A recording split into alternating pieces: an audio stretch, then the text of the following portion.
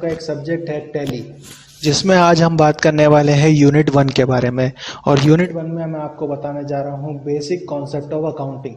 Basic concept of accounting में हम बात करेंगे इंट्रोडक्शन ऑफ अकाउंटिंग के बारे में कि अकाउंटिंग होती क्या है। तो बेसिकली अकाउंटिंग का मतलब होता है किस रिकॉर्ड्स को क्रमबद्ध तरीके से लिखना। ठीक है, आज के समय में व्यापार का आकार बड़ा होने के कारण हम उसमें किए गए व्यवहारों की एंट्री क्रमबद्ध तरीके से कर कर उन्हें लिखते हैं, जिस तरीके से हम उसे याद रख सकें। उस कला को बोला जाता है अकाउंटिंग। अकाउंटिंग करने का बेसिकली मतलब ये होता है कि हमारे द्वारा इतनी सारी एंट्रियों को याद नहीं रखा जा सकता, जिस कारण से हम उसे एक लेखांकन किताब में लिखकर उसका लेखांकन करते हैं, लेखा किताब में लिखकर उसका लेखांकन कर सकते हैं, जिसके द्वारा हम अपने व्यापार की विस्तृत जानकारी जान सकते हैं कि हमारे द्वारा आज के दिन में कितनी एंट्रियां की गई हैं और हमारे व्यापार की स्थिति क्या है। ये इस तरह की कला को लेखांकन बोला जाता है, जिसे हम इंग्लिश में बोलते हैं अकाउंटिंग। लेखांकन कर आप किसी भी व्यापार की विस्तृत जानकारी रख सकते हैं, जिसके द्वारा उसके जानकारी से आप उसकी वित्तीय स्थिति को जान सकते हैं कि व्यापार में लाभ हो रहा है या हानि। उसके द्वारा आप ये भी पता कर सकते हैं कि किन व्यक्तियों से हमें पैसा लेना है या किन व्यक्तियों को पैसा देना है और हमारे व्यापार में कितने खर्चे किए जा रहे हैं। ये सारी जानकारी हम लेखांकन के माध्यम से रख सकते हैं, इसलिए हम अकाउंटिंग का यूज़ करते हैं। अकाउंटिंग करने की दो विधि होती हैं। पहली विधि जो कि मैनुअल कही जा सकती है, जैसे कि हम किताबों में लेखांकन करते हैं, और दूसरी विधि उसे सॉफ्टवेयर के द्वारा संपन्न किया जाता है। सॉफ्टवेयर में आप टैली का यूज़ कर सकते हैं। लेखांकन में हमारे द्वारा जो व्यवहार नोट किए जाते हैं उन्हें रिकॉर्ड्स कहा जाता है, जिन्हें हम एंट्री भी कह सकते हैं। हर एक एंट्री को करने के बाद हम स्टेटमेंट्स देखते हैं, जिन्हें हम फाइनेंशियल स्टेटमेंट कहते हैं, जो कि हमारा दूसरा टॉपिक है। फाइनेंशियल स्टेटमेंट का मतलब होता है वित्तीय विवरण।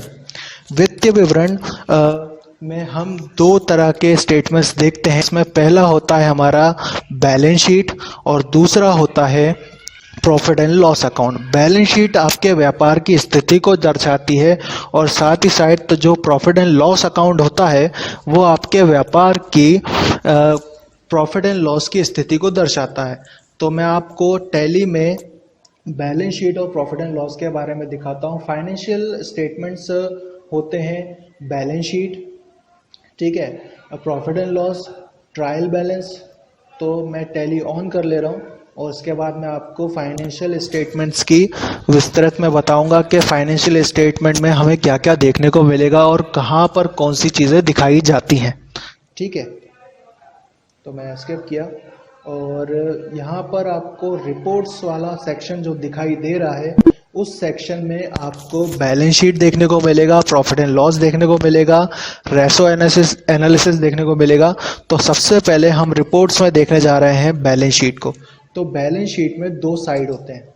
पहला साइड होता है लायबिलिटीज, ये हमारे व्यापार के दायित्व होते हैं। इन दायित्वों को हमारे द्वारा चुकाया जाता है।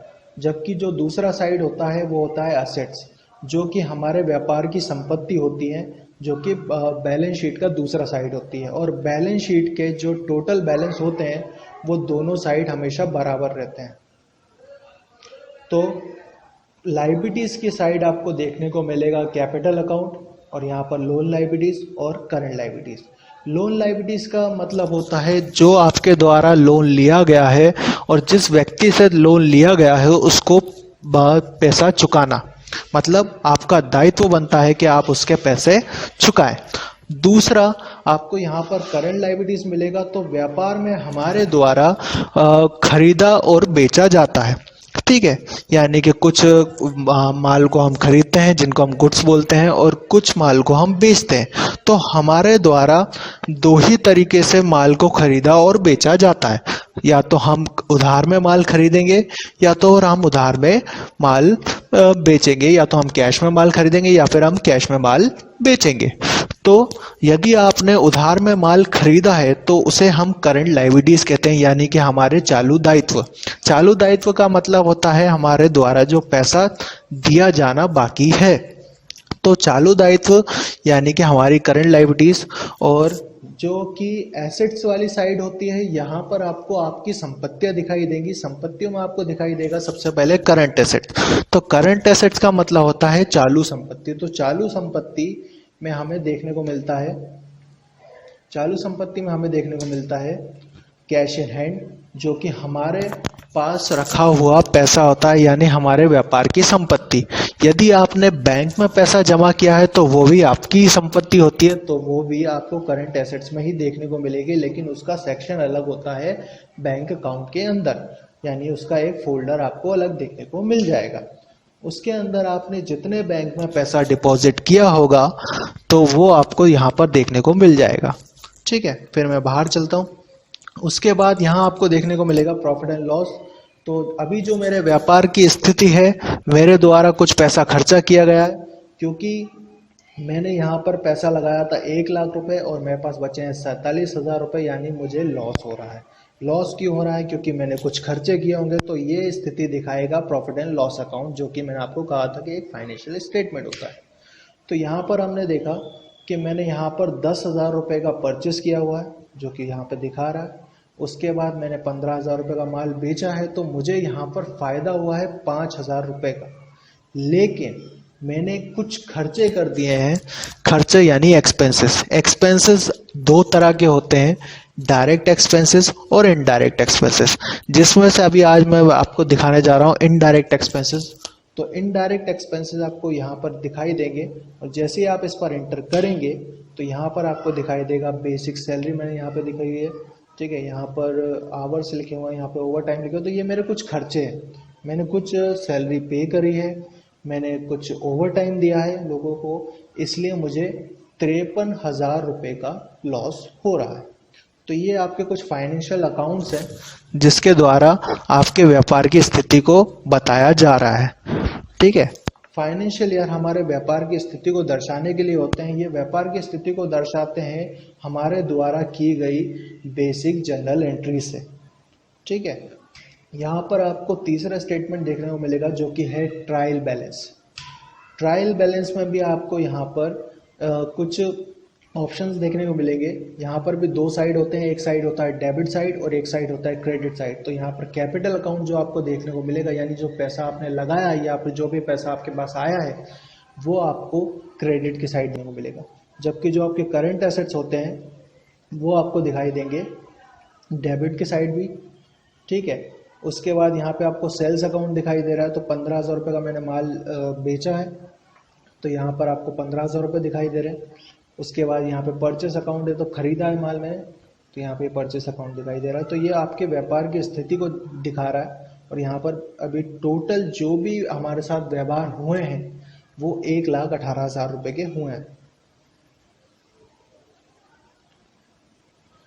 और यहाँ पर एक होती है day book.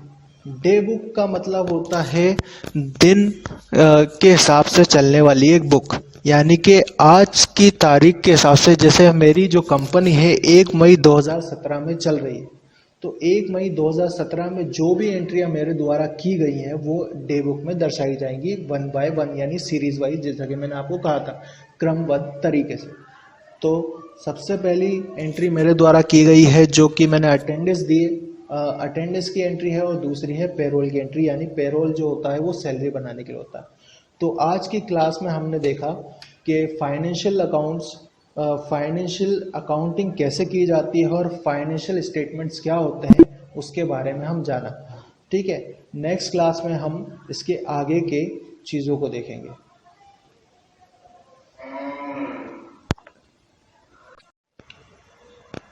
PGDCA second same का एक सब्जेक्ट है टैली।